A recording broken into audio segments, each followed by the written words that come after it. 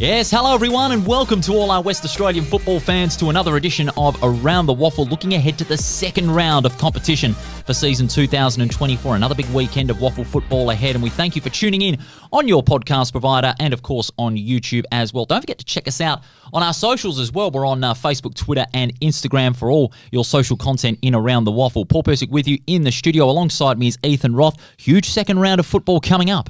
Already pumped, mate. The weekend can't come quick enough, so round two, bring it on. Absolutely. It's going to be an exciting weekend. Of course, we're on socials, as I said, Facebook, Twitter, and Instagram as well. And here is how you can win big at the WAFL.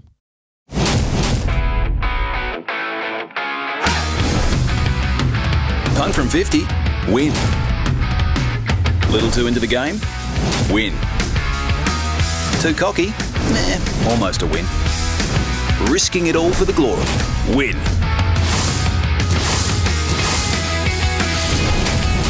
It's win-win at the WAFL. Great footy, food and entertainment. Find out more at wafl.com.au. Yes, win-win WAFL. It is big in 2024, as well as WAFL Wonderland. We'll tell you a little bit more about that in just a moment, where WAFL Wonderland is going to be this week. But first off, we're going to start off with our special guest on today's episode. He's come over from the Gold Coast out of a VFL premiership, and he's made his way to Western Australia to take on a big role at the Perth Demons. And what a big role he played against Subiaco last Saturday afternoon in the opening round. And he's got a big task ahead at Pentanet Stadium this weekend against West Perth. He is Charlie Constable. He's good enough to join us here on the show. Well, Charlie, hello, mate. How are you, mate? Hello.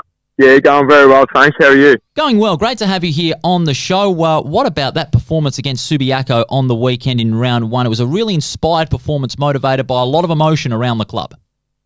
Yeah, it was obviously a massive week for the footy club, under some really sad circumstances, but, we were full of confidence going in. We think we've brought in the right people and had a really strong pre-season. So, we were certainly confident going in, and we thought in patches we played the footy we wanted to and helped us get a good result.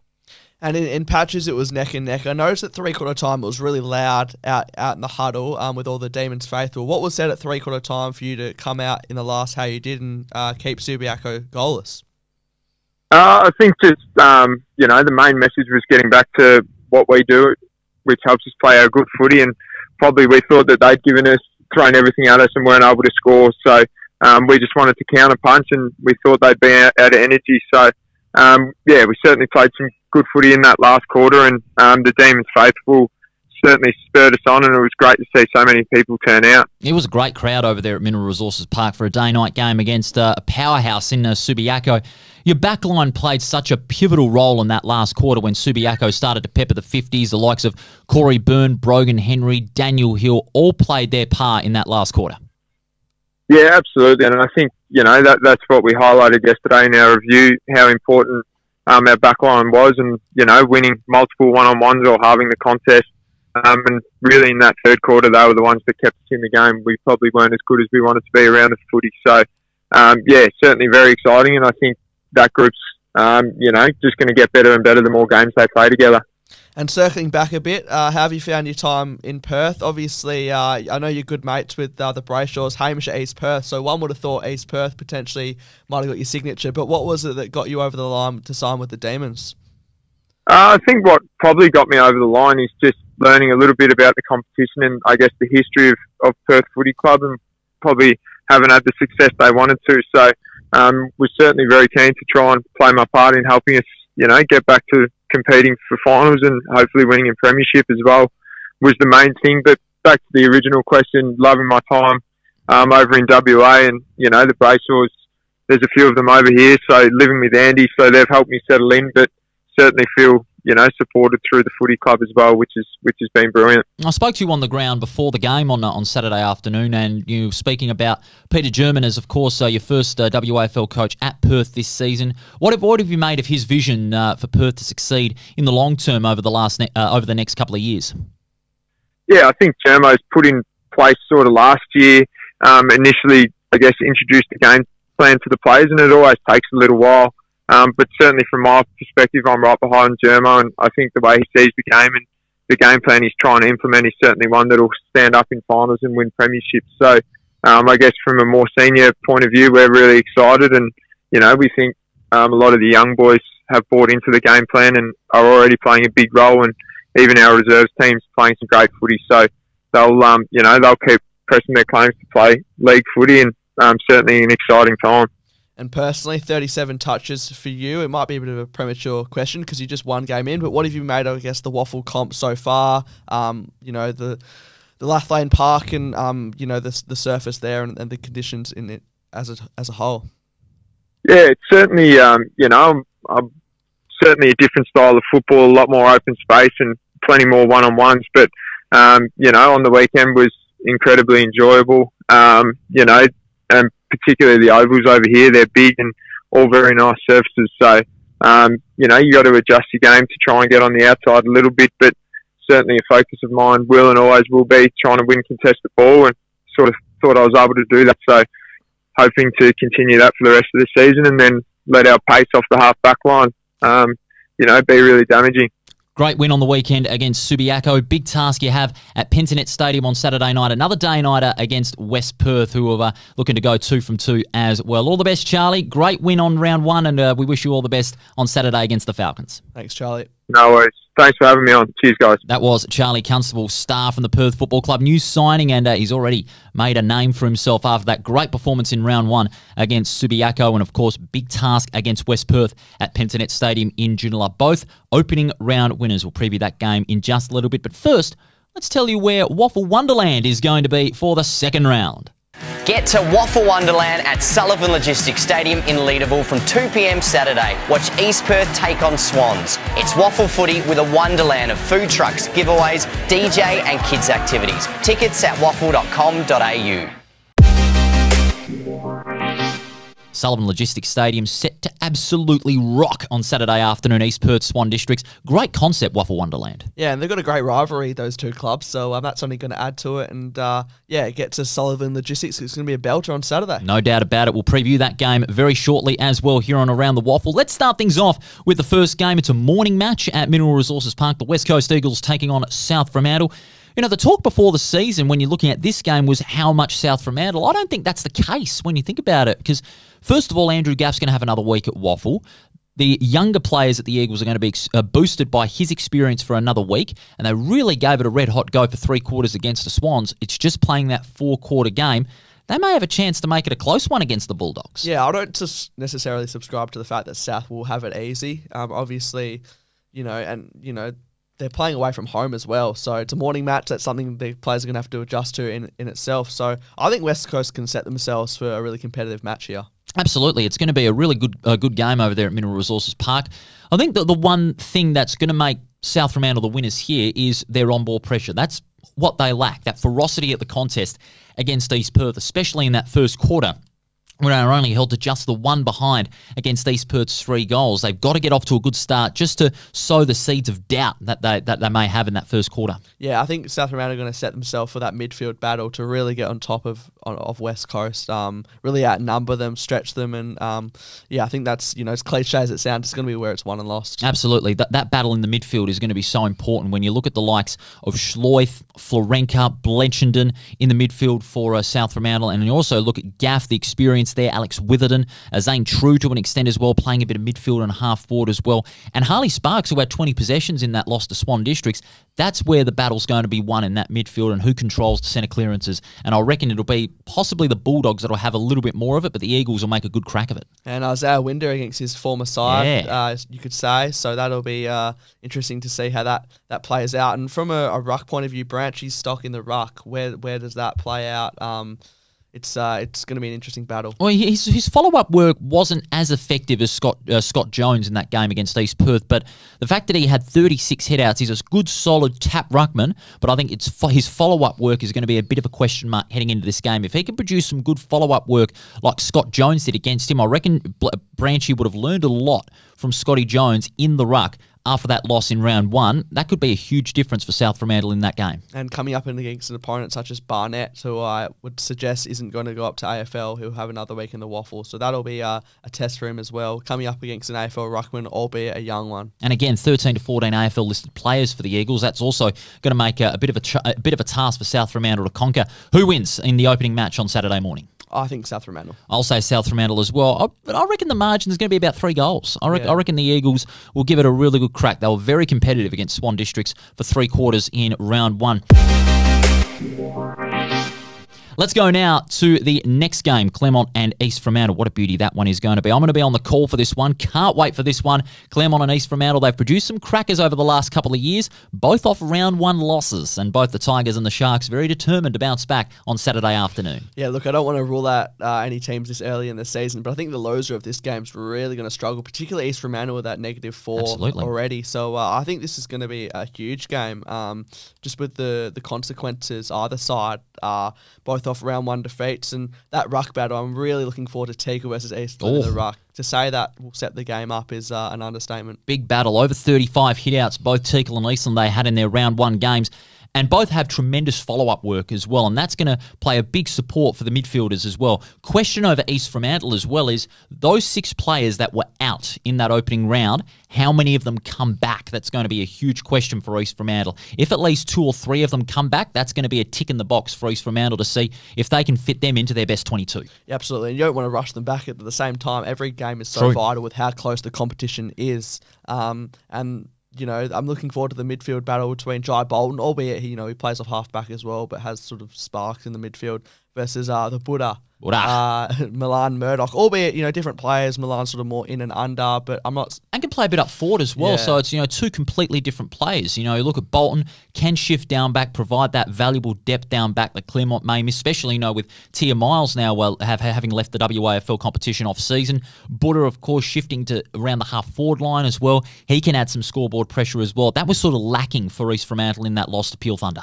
And the Sharks' recent history versus the Tigers, what do you make of that? I reckon that's going to be in favour of East Fremantle because, they've had a couple of good wins on the board. I mean, look at their encounters. You look at the game in round 17 at the WACA. Claremont had the chance, but East Fremantle just pulled away in there. So too in that round 7 game in Broome as well at Father McMahon Oval, and also in that qualifying final in 2022 when East Fremantle put Claremont to the sword by some 9 goals. So their recent history does fall into favour. 4 out of the last 5 that East Fremantle have won, but Claremont, no doubt they'll be looking for that and saying that means nothing. Ashley Prescott's side, they've got to put in 4 good quarters of football. The quarter that they fell apart in was 2 of them, the first and the last. They've got to play a good 4-quarter game against this East Fremantle side, who too didn't have a good start to their game against Peel Thunder. So it's going to be who gets off to the best start and who can pull away early that can make a difference in this game, especially with Rebo Fitness Stadium being such a pretty tough environment for most opposition teams. It will be the Tigers fans. They love the Tiger Bar up there, and it can be a pretty rocking place, especially when the Tigers are up and about. So that'll be a scary, not a scary proposition. That's probably a bit too far because they've obviously played there before, but a hostile environment. Absolutely. Okay, who wins this one? This is a tough one to pick, especially with both teams coming off round 1 losses. And you mentioned the consequences for the side that loses this game. I'm backing Claremont in at home for this one. Oh, tough one for me to pick. Oh, I'm to be honest with you, I'm torn. On the fence on this one, but if I have to pick, I'm going to say the Sharks. Okay. I'm going to say the Sharks. They are a lot better than what they were against Peel Thunder. I'm going to be brutally honest on that, but I reckon it might be a kick in it. It'll be an absolute beauty. One thing I've learned in the couple of episodes we've done so far is that when we are divided, me and you usually are the one who tips right. So for East Fremantle fans, that'll hopefully be the same case. Absolutely. It should be a great game on Saturday afternoon, the Tigers and the Sharks. You can check out that one and all games for that matter on the AFL app. All right, this one's another beauty. East Perth Swan Districts at Sullivan Logistics Stadium. The WAFL Wonderland's going to be rocking in full swing. Both sides coming off tremendous round 1 wins, and both have had a couple of close games early on in the season. A couple of round 1 encounters over the last 2 years. 4 points in 2022, the way of East Perth, and again in round 1 2023 by a point. But I reckon this one is also going to be right down to the wire, both in tremendous form to start the season. And expecting a hard attacking game from both sides, so I reckon it could be quite high scoring. As you said, both round 1 victors, so they're going to be up and about. There's going to be some momentum. Some players, we're looking at Lee Coleman. Who's going to go to him? We can't underrate him from an East Perth defensive point I reckon Tommy North. I reckon one of the North boys, either Tom or Taylor, Tommy North most likely could go to him. He's not only a tremendous in and under midfielder, but he can also play a bit down back as well. So if there is one to shut down Coleman, Tom North's your guy. Absolutely. And if you thought tasking Mitch Croden was a headache in itself, the Royals are set to welcome back Hamish Brayshaw, so that's just a total headache with the form Croydon's in. Obviously, we'll wait and see what happens with Subiaco, but either way, their midfield stacked, and that's going to be a big task for Swan Districts. Whether they tag someone, whether they roll off, I don't know. They should tag Crowden. If they were to tag someone, they would tag Crowden. Brayshaw, he doesn't usually get tagged, but when he's elusive, he is often hard to take down. I reckon Crowden would be the one from a Swan Districts point of view that they would tag, especially when you have the likes of Jesse Turner as well. We didn't mention him on Tuesday, but another 29 possessions, 14 marks and only a tackle, but he can really tear up the midfield for Swan Districts if Crowden and Brayshaw are having sort of down a game, so to speak. And you also talk about the South Australian Nick Rokar as well. He can play that good role, getting those possessions and dominating the centre clearances. Aidan Clark as well flies a bit under the radar at times, but he can emerge as a key player as well for Swan Districts as well. Those are the ones that are going to play that big role in that midfield battle, which possibly is going to be a big difference in that game. Not to mention Shalcraft as well, coming off a 35 disposal performance, the Geelong recruit. So you mentioned Jesse Turner there. I think it's really important because he gets a lot of the footy, but he can also do that run with roll as well. So it's not as if he's going to shut down like a Crowden or a Brayshaw, that he's going to give up his own performance as well. Like he'll still contribute. So I think that's a really handy player to have, and they don't come around often, those sort of players. Absolutely, and he can put on some great physical pressure as well as a very solid physical midfielder as well. So if Jesse Turner can play that hand in taking the Royals out of the contest through that physical pressure, I reckon it's going to be a huge decisive factor in a sense against East Perth. But I tell you what, it is going to be a cracker of a game. Like the Claremont East Fremantle game, it's a very tough one to pick who wins. You look at every game this round, you can almost say it's game of the round for all of them. Oh, yeah, and that's what makes the competition so exciting, even at this early stage in the season where form is often pretty hard to predict quite easily, no matter what team you support. But in this case, as a winner, I'm going with the Swans. I'm going with the Swans. Huge call. That is a huge call. I don't mind it though, but I'm not with you there. I think East Perth going with East Perth. 2 from 2. 2 from 2 East Perth. I'm going with the Swans. Fans, let us know. That one is going to be a ripper game. You can catch that one as well on the AFL app. That is going to be a beauty on Saturday afternoon.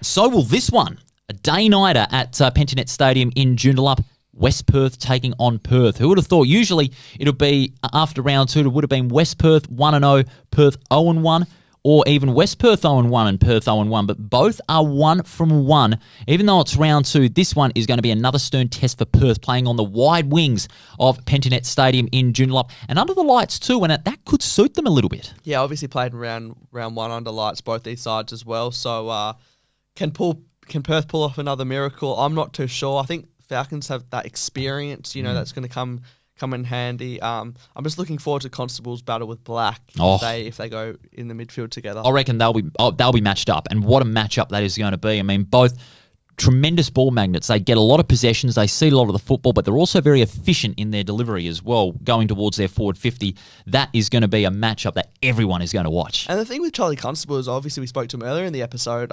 I didn't realise how big he was. Like, he's a big boy, big midfielder. No, he's a unit. He's a big unit. I didn't realise he was actually that big. When you stand there on the field, obviously I was at the game, and you see him. He's quite big. Like, he matched it with Greg Clark, and Greg Clark's pushing 195 centimetres. Absolutely, and you talk about some of the other guys as well in that Perth midfield who could play such a big role against their West Perth counterparts. I mean, when you look at the likes of Jacob Caniglio, who plays a little bit more down back, Charlie Thompson, who also gets a lot of the footy, so too as well. Austin Davis as well flew under the radar a little bit in their win over the Lions, as well as Jack Cooley as well with 27 disposals. So that's a good midfield, but the problem is, I mean, we didn't see it to a greater extent in their win over Subiaco, but we saw it as well with West Perth on Thursday night. Perth have got a few more goal-kicking mids as well. Perth just lacking that. West Perth have got around 1 or 2 that can make a big difference, and that's where West Perth could have the game won. And there's a lot of pressure on the likes of Keitel and that to perform and kick big bags week after week, so they're going to have to contribute from the midfield as well. But yeah, this is set for a cracking game. It certainly is. But also the battles down back as well. I mean, talk about Byrne, Brogan, Henry, and Daniel Hill, who can play those lockdown defensive roles against a very experienced West Perth forward lineup. Connor Singh, another one. The list goes on. I believe that the West Perth, they're going to keep their young players. I don't expect too many changes from an admitted point of view or anything like that. They're obviously going to back in what worked for them in round 1. So I think as much as the stars are going to go head to head, I think potentially the bottom 6 from each team in the 22, that could be won and lost as well. Like, how are the youngsters going to go against each other? And not just rely on these seasoned, I guess, veterans of the WAFL. And that's what we talked about on Tuesday. Obviously, the young players for West Perth and Perth really stood up. That bottom six really played such a pivotal role in their respective wins in round one. But, of course, round two, different encounter. Both sides refreshed. West Perth advantaged, of course, by the longer break that they had, around about 8 or 9 day break. Perth, of course, coming off a 7-day break now, full week. So it's going to be about who's the more refreshed, who's the more disciplined in that game at Pensionet Stadium in Joondalup under the lights. Who wins? I'm going for a bit of a home team theme here with my tipping. I think West Perth at home. I'll say West Perth as well. I mean, they've got a good record against the Demons at home, but I don't think it's going to be a blowout. I'd love to see a close one. Perth gave it a red-hot go against Subiaco, and I reckon I'd like to see them take it to West Perth, push them off their game a little bit. But West Perth, I reckon, by about 2 goals over there at Pensionet Stadium. Will be a great game to watch under lights on the AFL app. And then, of course, the final game of round one, that falls on Sunday afternoon. That you can see live on Channel 7. Subiaco taking on Peel Thunder at Sullivan Logistics Stadium in Leederville. Peel Thunder, good win over East Fremantle in round one. Subiaco, bit of a wake-up call for them after the shock loss to Perth in round one. Subiaco, I reckon for them, they just need a few more running players because they relied a lot on Greg Clark. He delivered, didn't have a lot of support. Yeah, I mean, he had support in terms of like possession getting. Like, you look at your Hickmots and your Kitchens getting plus 30 disposals. But as I said in Tuesday's episode, it's just the distribution going in forward 50 after that first quarter. I feel like they bombed the ball in a lot. They didn't sort of hit low targets, which is going to be a key, especially against a Peel defence. So, maybe not be at their strongest with the AFL players in the Freo lineup. So yeah, I like the standalone Sunday fixture though. Yeah, I think it gives a bit more attention between two fierce rivals who had some history in finals before. So could it be a finals-like performance? I hope so. Possibly. Well, only one of them can dish out a finals-like victory as well. One key for Peel Thunder as well. We spoke about it on Tuesday. Nathan Wilson. Will he be stuck there as a permanent forward again? I reckon so. And I'm going to stick to my statement I made on Tuesday. If you put him in that forward line as your main goal kicker, and as you said, not a Fremantle-listed player anymore, so Adam Reid's got a little bit more freedom to put him in that forward line. What a huge difference that could be for the Thunder on Sunday. And I think, with no disrespect, if there was a weakness for Subiaco, it might be their lack of tall timber in their defence. You got guys like Dewar who've been doing it for ages, but I know Wilson's not a huge target, but at the same time, if he gets off the chain as he did against East Fremantle, he could be dangerous. So I'm sure at match committee, he's going to be a name that Subi will be heavily focused on. Peel Thunder's backline, I reckon, can make a difference there. They've got more tall timber. Subiaco play that small ball defensive backline game, but they've got the speed. They've got a little bit of speed and they've got a little bit more endurance as far as their running game is concerned from their defensive 50. But another big key is going to be that midfield battle. I reckon Greg Clark is going to be matched up with Neil Erasmus over there on Sunday. I guess the youngster with the, not old star, but more experienced Erasmus against his former WAFL club, so that'll be interesting to see. And he just, as we said on Tuesday, he just racks up so much of the football. 36 disposals in his last outing, so if he can get his hands on the footy and provide first use to the other midfielders, then that's going to be a key for the Thunder. And the battle in the ruck as well. Subiaco had another thing missing, of course, was a dominant ruckman as well, because obviously the experience lost with Zach Clark departing Subiaco at the end of last season, but also Peel Thunder, they've got someone there at their disposal, and they've got a couple of good backups as well. They do. They're very tall, and you got guys like Jacob Blight who can be very versatile. And Liam Reedy as well. So that dominant figure for Subiaco they are missing, and Jack Mayo looks really threatening up forward. So I wouldn't like to see, from a Subi point of view, him have to go on the ruck from a needs basis. He's so dangerous up forward. Absolutely, that could be a huge difference for the Peel Thunder on Sunday. With that in mind, who takes out the points on Sunday afternoon in Leederville? I'm going to say Peel Thunder. I think they do. I think not only because of their Fremantle experience, but I think they're going to carry that momentum against the Sharks to Sullivan Logistics Stadium. And for once, we're not going to be divided on this one. I'm going to say the Thunder as well, but I reckon it'll be 3 goals in it. I reckon with the conditions that are forecast, it's going to be very pleasant on Sunday afternoon. I reckon the conditions will suit both the sides, but Peel Thunder, I reckon with those Freo listed players and Nathan Wilson as a permanent forward, Liam Reedy versatile in the ruck, it could prove too much for the Lions, and the Thunder will go 2-0 to begin the season. Let's hope it's a tight contest, but how good is it? WAFL on Saturday, then you can go to the WAFL on Sunday, a whole weekend of WAFL. and that's a big tick again for the West Australian Football Commission. They've made the fixture a lot more flexible this season. Times to make sure they don't clash with the AFL. Starting times, more games on Sunday, even a Friday night game as well later down the track. So to the West Australian Football Commission, that's another big win for them for making it a more flexible fixture. We saw an immediate result in round 1, but for the long term, I reckon that's going to be a big boost. Especially with amateur football as well, kicking off this weekend. It gives people an opportunity to go to Sunday football. Absolutely. Sunday WAFL, it is certainly going to rule over there at Sullivan Logistics Stadium. And again, here's how you can win big at the WAFL. Win. Win. Almost a win. Win. It's win-win at the WAFL. Great footy, food and entertainment. Find out more at waffle.com.au. Oh, there'll be plenty of big win-wins, not just from the crowd, but also from the Stars that are going to take the field on Saturday and, of course, on Sunday for round 2. That does it for this week's episode of Around the WAFL. But before we wrap up, listeners, you could be featured on future episodes in season 2024 with Waffle About. Waffle About will give you the opportunity to go onto our Instagram, Facebook and Twitter and ask us anything. Ask us any question that you want about WAFL, whether it be the team you support, some of your favourite players, and you could be featured in future episodes throughout season 2024. It's good to get the fans involved, Ethan, because the fans, they are what make WAFL games and what makes Around the WAFL. Bit of engagement never hurts. So yeah, send them through. We'll do our best to answer. And yeah, the season kicks on. Looking forward to dissecting it all next week when round 3, it just happened so quickly. But round 2, first of all, set for a belter. Time flies like warp speed in Star Wars. Ethan, great job as always. I'll see you on Tuesday. Absolutely. Look forward to it. And listeners, we look forward to having your company next Tuesday for another exciting week of WAFL action on your go-to WAFL podcast in 2024. Make sure you check us out on our socials, Facebook, Twitter and Instagram, and for all your best social content as well. We'll see you on Tuesday and we'll see you at the footy.